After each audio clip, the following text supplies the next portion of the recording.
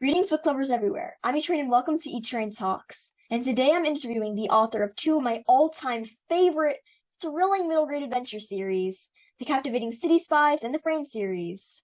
Who am I talking about? Well, you already know it. I'm talking about the one and only storytelling legend and my personal hero, the award-winning author, James Ponti. And for those who don't know, James Ponti is both a New York Times and International best-selling author of not one, but three middle grade book series. Wow. And you might also be surprised to hear that James is also an Emmy-nominated television writer and producer who's worked for television networks such as Nickelodeon, Disney Channel, and PBS, to name a few. He's also the recipient of the prestigious EDGAR Allan Poe Award. Not too shabby, right? Well, this is just the beginning. James is not just a writer, but also an advocate. From visiting schools to libraries to advocating for indie bookstores and bookshops, James motivates kids to read by talking to them and sharing stories. James Ponti is a book hero, and I'm so happy to have a chance to hear more about his writing journey. So without further delay, I'm thrilled to welcome author extraordinaire James Ponti to E-Train Talks. Thanks for joining me today. Hey, E-Train, that's way too generous in your compliments there. Why don't we just go with, here's James, who sometimes writes books and sometimes acts like he's writing a book, but really doing crossword puzzles or, searching Twitter. Yeah. How you doing today? I'm doing really good. How are you? I'm doing great, thanks.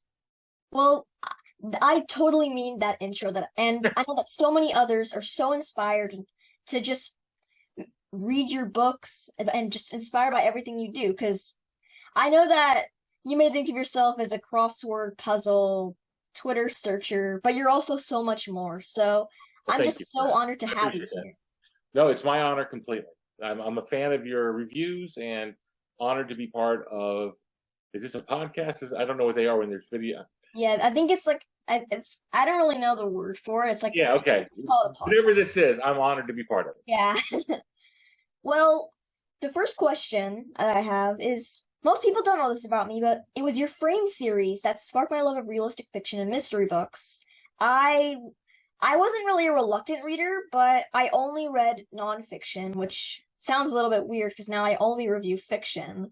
Right. But when I found out you had more novels in the same genre, and also there was travel added to it, it's just, I was thrilled and devoured the entire City Spies series. I have all three books here, and in February I'll have the fourth, which I'm super excited to read, and I have all three Frames books as well. So I cannot wait for the fourth book in the City Spies series, City of the Dead, which takes place in Egypt, to come out. So without giving away any spoilers, can you share anything about your newest City Spies novel, and is there a book 5 in our future? Well, I'm working on 5, so we know there's at least going to be 6 of them in the City Spies series. Book 4, no spoilers, but boy, are the biggest surprises ever in the series are in book 4. Yeah. And we go to Egypt a lot. We go to Cairo and then down into Valley of the Kings, which is where King Tut was discovered. There's also a short little trip to Berlin, and we open in London, which is always kind of fun to do. I love London, and I feel like it kind of bases them in the UK, which is good. So there's a lot going on. Each of the City Spies books jumps with who the kind of main focus is, the main character. And so in this one, it is going to be Kat, which is really fun. Kat's the quietest. And interestingly enough, as I go around and I meet kids, for a lot of people, Kat is their favorite. So she's been kind of a little mysterious, a little enigmatic. Hopefully we get a deeper insight into her in City Spies 4. Yeah, I cannot wait. And I'm just super thrilled to hear that Kat is the main character. Well, they're all kind of main characters. She's like the main character. Yeah, it's just a slight head to one. They rotate, but they all are important. Yeah. Oh, yeah, you go ahead. No, you go ahead. That's it. Okay. Yeah. So Kat is my favorite character. So, I mean, she's mysterious, which kind of adds to the mystique. And also, she's just, I love puzzles, and I know that you do as well. You like crossword puzzles I like all kinds of puzzles. Yeah, puzzles are fun. So Kat is going to be a really interesting character to read about, and It's so cool that this is just kind of an added response, but like every single City Spies book, it takes place at different landmarks from all over the world. There's so much travel involved, from the Eiffel Tower in City Spies Book 1 to the Golden Gate Bridge in City Spies Golden Gate. And then in City Spies Forbidden City, I feel like I should know what this is called. No, it's the Bird's Nest. It's the Olympic Stadium in Beijing. Okay, I should. That's where the ending of the book takes place, but there's also a lot of attention in that book to Red Square in Moscow and to the Forbidden City itself, which is also in Beijing. So yeah, I love landmarks. I love locations. I loved. I was a reluctant reader growing up, but for me, the book that was my favorite book, the book that I loved, was from the Mixed Up Files of Mrs. Baisley Frankweiler. And that took place in the Metropolitan Museum of Art in New York. It's about a girl who ran away with her brother, and they camped out and hid out inside the museum for, I think it was like 8 days. I forget how long they were there. But I, as a kid, loved the fact that this make-believe story took place in a real place that I could go. And that was very much influential on, opening frames with the museum, writing this kind of stuff. And so I love writing the locations. And to be honest, the two first questions my editor and I have at the start of each book is, who's the lead? What's the location? And everything else fills in after that. So we've just been talking out, book 5, actually, which I'm not going to tell you where it takes place, but you start with that. And in a way, there's an artist named Yao Mao Lan S. I'm not pronouncing that right, probably. She does the covers and the illustrations of the characters that are in the back of the book. And I think her covers are so dynamic and so they help the book so much that I really, in the formation of the idea, part of what I'm asking myself is, what's Yao going to illustrate? What's it going to be? And that's, so again, those are the first questions we ask. Not what's the plot, what's the mystery. It's who, where, and kind of what's the icon, what's the logo. Well, that's a very interesting formula, and I can certainly see how the landmarks are kind of the first thing you ask about, because, well, the first thing you see when you see the City Spies books are the landmarks. And Mother, who organizes, directs, and kind of leads the City Spies, is famous for his Motherisms. Right. I really appreciate that you included them in the stories. And for those who don't really know what a Motherism is, what are they, and how do you come up with them? It is a little nugget of wisdom that he creates, a rhyming couplet that he creates to help them to remember the tools of tradecraft or spycraft. So it's like, don't be late. This is not, I don't have them word for word in my head. Don't be late. Heroes don't wait, or, something, our bad guys don't wait. You can't look out and stand out. These are terrible versions I'm doing on my head. But I spent some time trying to come up with these rhymes for him, and it is a thing for them to latch onto. And actually, it was originally just like a throwaway joke for me. And then a lot of librarians really connected with them. They said, we write these Motherisms on the wall, and on the blackboard, whatever, in our classroom. And so I really try to come up with 5 or 6 per book and have them be, ideally a Motherism is something that is a good clue for spycraft, but is also maybe a good clue for just regular everyday life. So it's his little bits of wisdom in rhyme. So here we go. For E-Train, here's an E-Train Motherism. Oh, okay. Those cannot lead who first do not read. Right? Yeah. So you got to be smart to know what you're doing. You got to read. You got to be world. So that's you. You can have that one if you want. All right. I'll keep it in my back pocket, and I'll plaster it on the wall from James Ponti. No, you don't have to. You take credit. I don't mind. I won't tell. Okay. All right. And in City Spies Framed, and I haven't read Dead City yet, but I need to. So the main characters all go through spy training. and end up going on incredible, entertaining adventures. Your stories are so captivating, they're filled with exciting quests. And I'm curious to know, how did you become such a master of the world of espionage? Because you're the one writing the stories. It's not like Mother and them, they aren't, like, they're not taught. Okay, just how did you become such a master of espionage? Well, I'm a master of nothing. But espionage, you look up. The great thing about writing is the thing that lets you find out more about things that you're interested in. So I'm interested in the world. I'm interested in travel. I'm interested in people. I'm interested in the concept of spying. And I always, yes, it's spying. So people think James Bond. For me, it's as much Raiders of the Lost Ark, which is maybe too old a movie for most of your followers to know. But I like adventure with humor and a journey and a quest all mixed together. That to me was always the most enjoyable type of movie or book to read. I like mysteries because when you read them, you try to solve them along the way.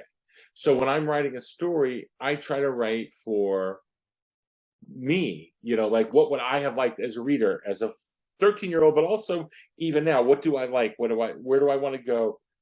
What do I want to find out about? And then I look in and I research and I talk to people. I talk to experts. I've actually talked to real spies about the work they've done for the CIA. I've talked to Egyptologists to prepare for this new book. I always am trying to find out little things. And then, it's the trick is not really a trick. It's creating characters and then writing about characters who you care about and who you kind of feel like a piece of you is in. So my social awkwardness growing up and still in life, I gave to Kat. And my sense of not wanting to let people down, I gave to Paris. And my, on and on with all the characters. And so if you care about them, then you put them in situations. And what I like to write about are people using their brain to solve problems, and use people who, more than anything, believe in their friends and family working together. So that's just what I write about.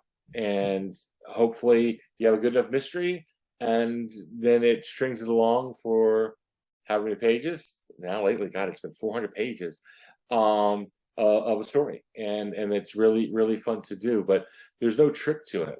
Now, the truth is, I was such a reluctant reader growing up that for college, I went and I studied filmmaking and screenwriting, which is why my career started in television.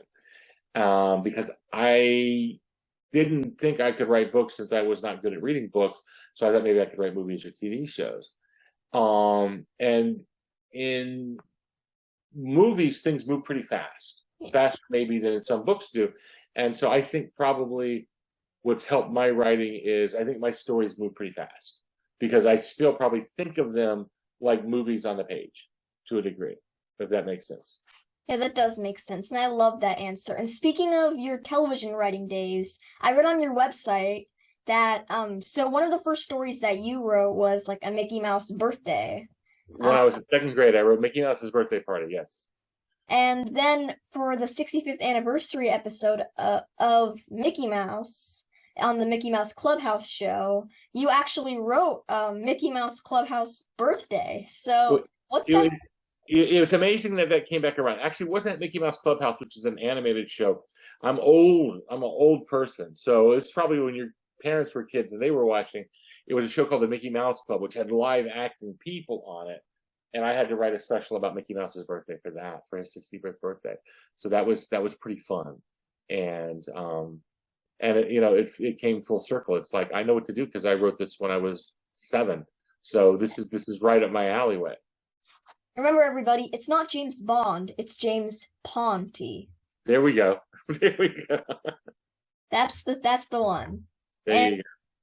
And my next question is, it's also, we've talked about it a little bit, but One cool fact about City Spies is that each book cover features a photo of a landmark from around the globe, from the Golden Gate Bridge, as I said, to the Eiffel Tower, and just all that cool stuff. And eventually there's going to be in the The new one has yeah, the Great Pyramid and the Sphinx. So yeah, that was, yeah. that's the one. My brain is at blank right now. So I really like how the real world meets the fictional world in your books, and the protagonists in all your series travel throughout the US and all around the world on important missions, whether they're working for MI6 or the FBI. Florian is FBI and the MI6 City Spies, just for reference. Right. And are any of the events included in your books based on real life occurrences? And if not, how do you come up with such entertaining scenarios for your stories? So the events that happen aren't real, although the mysteries and the spy stuff, I study real mysteries and real spy missions to get nuggets and parts of it, but none of them are real.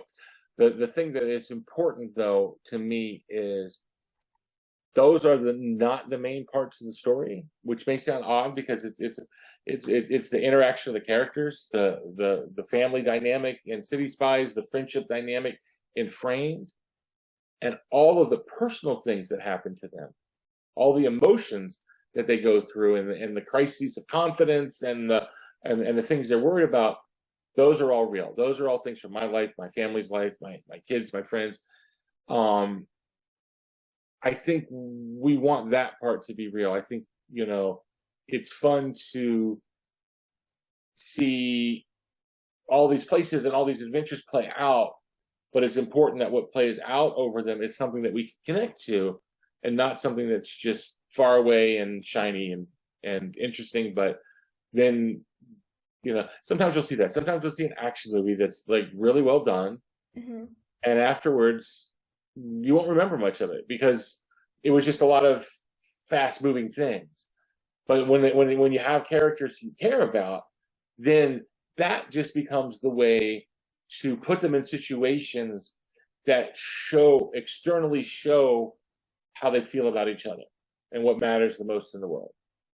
That is such a great answer, and your characters really have stuck with me. Not just because I just recently reread the City Spies books and the Green Book, but also because they're just wonderful characters. I wish your books would be 500 pages. They're just Well, I can barely handle how long they are now, so we're not going for any longer. All But right. I'm glad they connect with you, and that's what gets lost sometimes is it's a book is the creative endeavor of two people, the writer and the reader. And the book experience exists only when those things come together. So, it's in a way kind of like if the tree falls in the woods, would anyone hear it kind of deal. But it's like we meet now here. It's just nice. We get to meet on Zoom and we get to talk. And every now and then you and I have also talked through like Twitter or something like that. But normally we don't meet. Normally it's just this relationship that exists where it's like I sit here at this very computer on this very keyboard and I write these books. Mm-hmm. And then they just get sent out into the world. And they mean something for me, but it's my half of the conversation. Then you sit there somewhere and you read and it comes to life, hopefully in your brain and in your imagination. And that's what gives the book life. Not me, but you. And so what's kind of great is your experience with these books is unique to you. And that version of this book exists only with you. And then there's a different version with the other one. And so, it's a really neat thing. And it's great that you connect with it because you're what brings it to life. So I really appreciate that. Well, that's really what separates your books from, well, all books from movies. Like, you have. I love movies, though. Don't knock movies too much. Yeah, I love movies, but like you have the pictures playing in front of you, but Like, the characters don't stick with you. The characters in City Spies framed all the books I read. Even if you haven't read the book in years, like, the characters are still in your hearts. Well, And that's because you're forced to create what they look like. You're forced to create what they sound like. You're forced to do all that, and because you've put that effort into it, it anchors a little bit deeper in your heart and in your mind, I think. yeah. So, my next question Okay. is, so you've obviously been writing to the perfect audience, and we love your books, middle grade and YA audience. So will you share what first compelled you to write for kids? It's where I naturally fit. It was not what I expected, but my first job was writing for Disney Channel, and then right after that, I spent a couple of years writing at Nickelodeon, and I found an instant connection with the audience that I was writing for. I liked these stories. I liked what they were about. When I started to try to write books, I thought I would be writing for older. I thought I would be a young adult author. And I wrote 50 pages of what became Dead City. And I sent it in to an editor and an agent, and both of them said, "Hey, we really like this. It's got a lot of good things going on, but you are not a young adult author. You're a middle grade author." And they talked about kind of like what that meant and like the ages of some of the characters and some of the issues. And then when I rewrote it that way, it just connected with me. And I thought, this is what I'm meant to write. This is what I love to write. And I'm thrilled to do it. I feel honored that I get to write for readers, some of whom are just getting into books, some of whom are just expanding their love of books, and I get to be, for some of them, some of the first read books, and that's a huge honor that I don't take it lightly. I really feel like I owe it to them. You know, if my wife reads a couple books a week, right? So she reads like, you know, by this point in her life, she's read thousands of books. So a book she reads is 1/1000th of what she's read. Well, I'm writing for someone, maybe they've only read 50 books, right? Or 30 books. And my book is a bigger fraction, a bigger proportion of the books they've read. So I feel like I owe it to them to make it as good as I can, because I don't want to spoil that. You know, I don't know if that makes sense. I've never thought of it that way before, but I do think that's kind of the way I look at it. And so it's an honor and a privilege to get to write for middle grade audiences. Yeah, the middle grade audience is truly amazing. And I'm not just saying that because I'm a middle grader. I'm totally not biased or anything. But it's just, your books really are some of the first books that kids read. Or maybe they are avid readers, but it's their first time, like, dipping into, like, maybe the shallow end of a genre that they've never really read before. For me, it was realistic fiction and mystery. Yeah, no, you said that about Framed. It was very nice of you to say. And you know, if I had done a worse job on Framed, maybe you would have decided this is not a genre for me, Yeah. right? And how terrible that would be, you know. So you know, now and the flip side is you don't have jaded readers, which is great. You don't have people who said, "Oh, I read 800 mysteries and I know how they all turn out." And you know, you get people when they're fresher and newer to something, and I think they're a little more eager to just really dive in and enjoy it, which is great. Yeah, and another question that I want to add is, I heard somewhere that all the framed books are written in a way so that even if you read the second book first or the third book first, the stories will still make sense. So how do you go about doing that? That's the hardest part of writing a book series. I try to do that with the City Spies books too. You Mhm. have to you have to understand that not everyone's going to read every book and not going to read it in order necessarily. So every book, you know, this is my editor and I talk about this all the time. Each book needs to make sense to someone if they've not read it at all, read any of the others.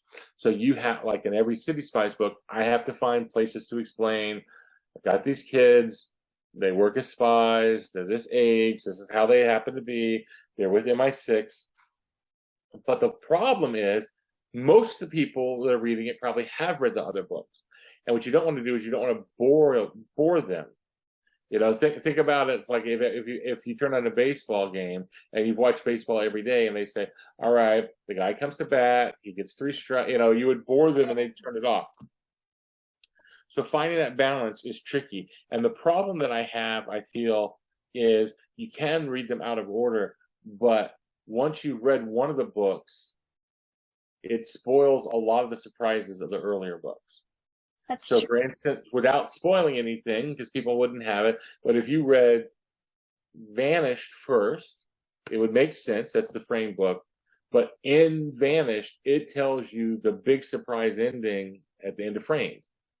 So Framed would still be good to read for the mystery, but part of that special sauce of it would be lost because, oh, wait, I know what's going to happen here. I remember now from the other.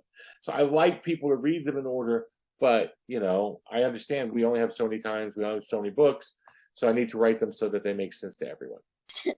So I read that you created the Renegades of Middle Grade, which, if any of you listening don't know, is a group of some of my favorite middle grade authors, and I know that some of yours as well. They're all friends, and like there are authors like Gordon Corman, Lisa Phipps, Jarrett Lerner, and of course James Ponti. They promote each other's books and help foster love of reading to kids all over. It really looks like you formed a fantastic community, James. And I'm curious to know, how did your idea spark into a group of 32 incredible, I misspelt that word in the script, middle grade writers who host webinars, lead events, and more? Well, actually, you know, and I think we've grown now to 39, by the way, because I just updated the website. The website was way behind. Okay. Basically, what happens is we get together at events every now and then. We get together at a book festival, or maybe you know, and the writers are so much fun. Middle grade writers are so much fun. Hang out with Chris Gravenstein or Stu Gibbs or Jason Reynolds, and these guys, they're amazing. And then dinner is hilarious. And so the idea was that we should find a way online where not only can we continue that fun, but we can let readers and teachers and librarians and booksellers join in. And that was really it. And I started it, but it's not all me. It's, you know, I called a couple friends and I said, hey, I'm thinking of this idea and I have this goofy name. What do you think? And they were all on board. And I said, well, who should we get? Who should we ask? And so we just reached out, and really our goal from the beginning was, the idea was that if you like any of our books, like if you like any of my books, you're going to like virtually any book written by any of these other 30-something writers, and vice versa. So we wanted writers who we thought were really good writers, but more importantly, wanted writers who we thought were really good people who you want to be associated with. So when we do, and you know, and we didn't know what it would even be. And then during COVID, having a group was really neat. And so we would hold these kind of like webinars where we would just have us talk about new books, or sometimes we'll get together with librarians and we'll say, you know, we'll get 16 of us and 20 librarians, and we'll have an hour and a half, and you can ask us anything you want, and we can talk about anything you want, so we can figure out how we can help libraries more. And, you know, or we'll do contests and, you know, support readers or whatever. So it's really a fun group. It's a low-key thing. The trickiest part is the website, and that falls on me. So I update the website every now and then. I just got some new pictures in from the latest people who kind of joined in the last year or so, and I haven't got it all up, but I'm getting close. I'm getting close to get everything updated. So soon you'll have all 39, if then all 39 aren't up yet. But it is, you know, the writing community is wonderful in middle grade. And what's really great about it is that we're not competitive in the way that I want to sell more books than Stuart, or that Gordon wants to win more awards than Lisa, or any of that. We really believe that we are all in this thing together with the goal of, we just need to help find readers, show them that we care, give them books that they'll love. And if they love any of them, that'll help all of us, right? Yeah. So, you know, this year, or I guess now it's been a year since my mind was lost track during COVID. But, you know, we had a member who not a lot of people knew, Donna Barbara Higuera. and Donna won the Newbery Award. Yep. And all of a sudden now everyone knows her. And we've always known her. We always thought she was awesome.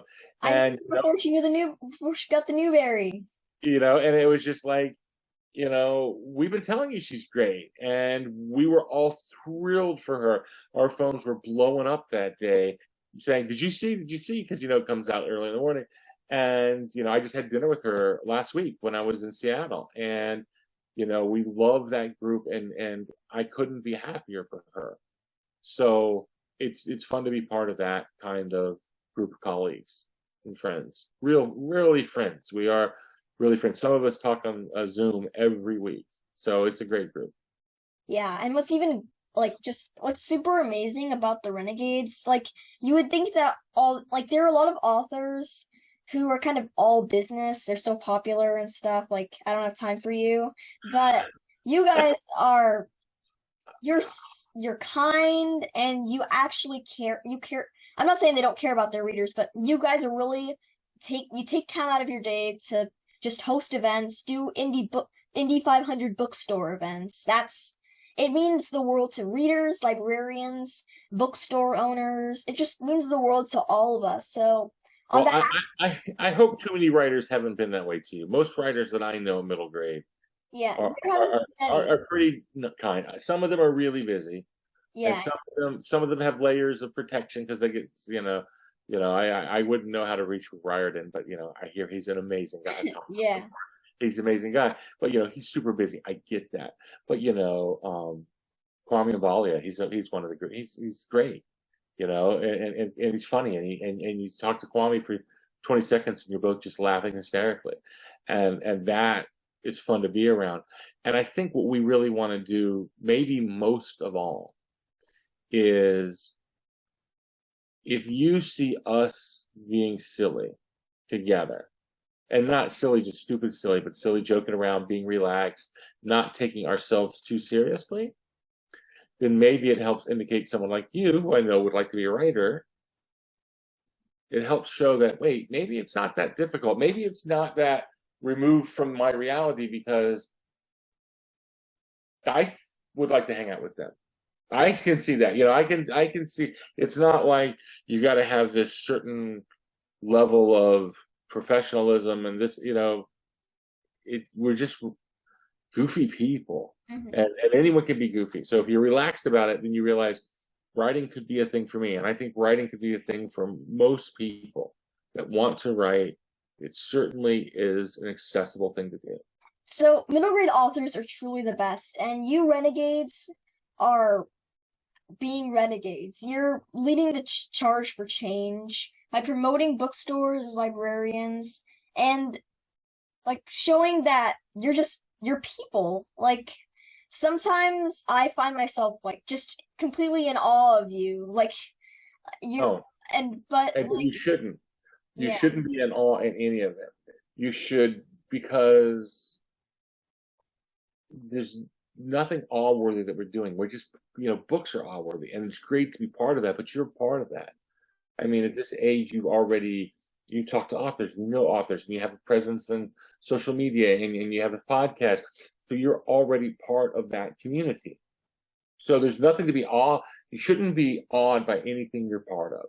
Now that I understand, sometimes you get around, I mentioned earlier, Jason Reynolds, and I had met Jason several times, and if I saw him at a restaurant, we'd say hi, and he'd know who I was probably.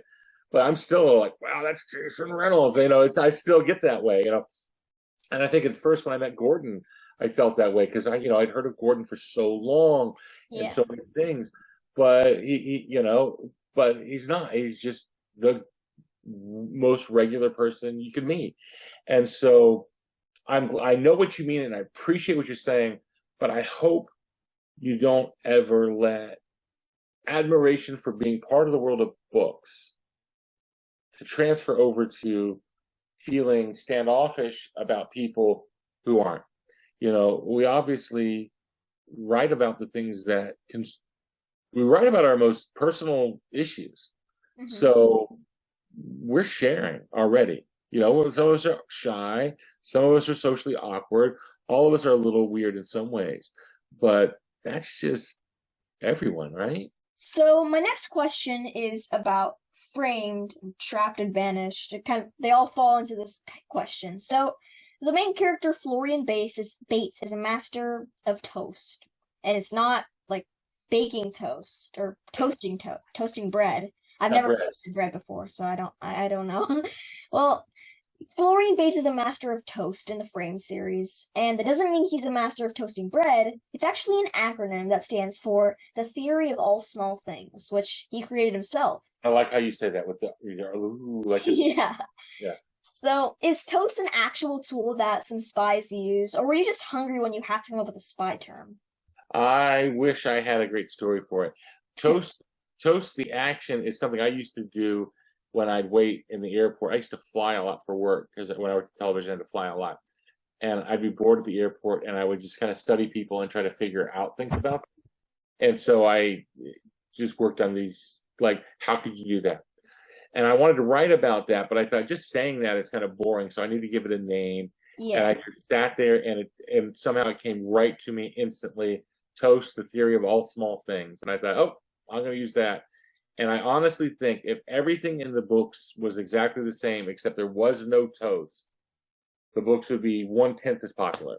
You know, the people connected to the toast part, and it let them be something that they could talk about and discuss in the books.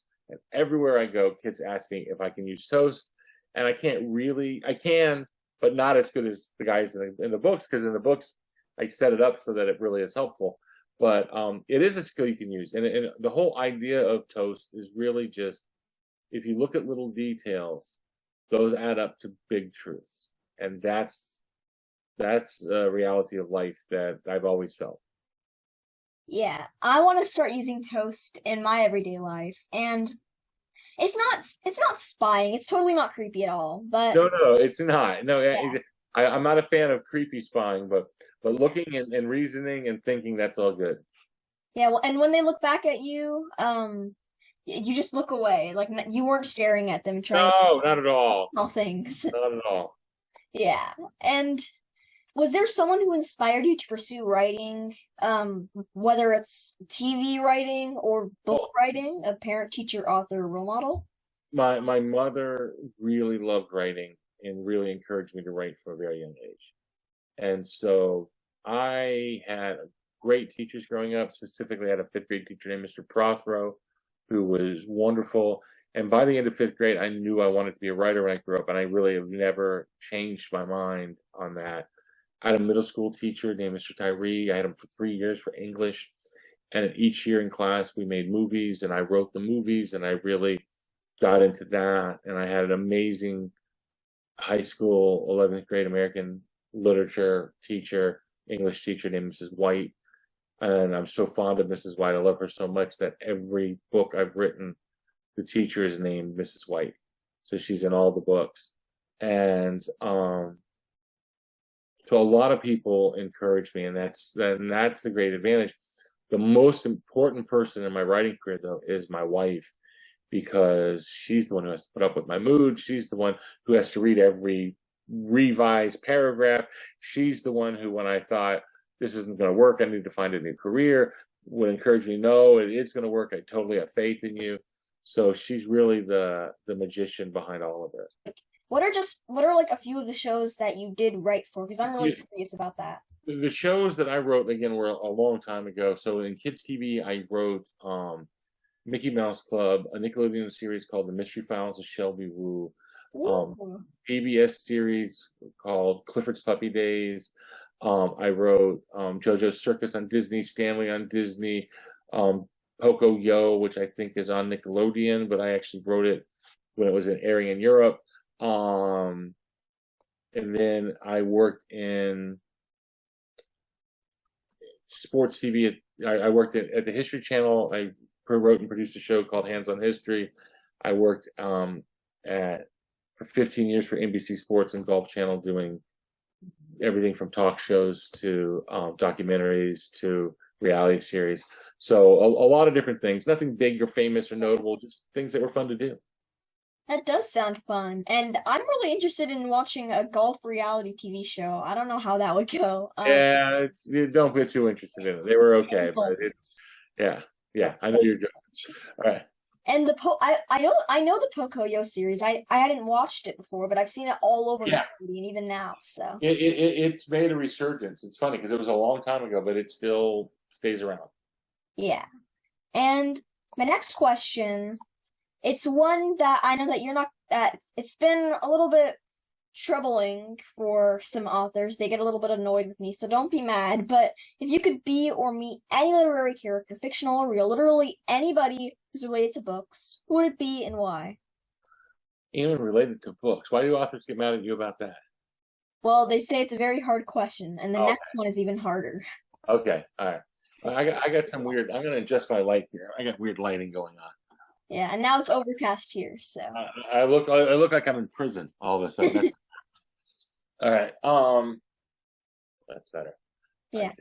Okay. Anyone in books who I would love to meet Elaine Konigsberg. She wrote under the E.L. Konigsberg. She wrote for the Mix-Up Files of basically Frank Weiler, which won the Newbery. She wrote um, oh the she wrote the something Saturday. I just blanked on the name. She's won multiple Newbery Awards. She is an amazing author, and she really inspired The View from Saturday. I think is what it is.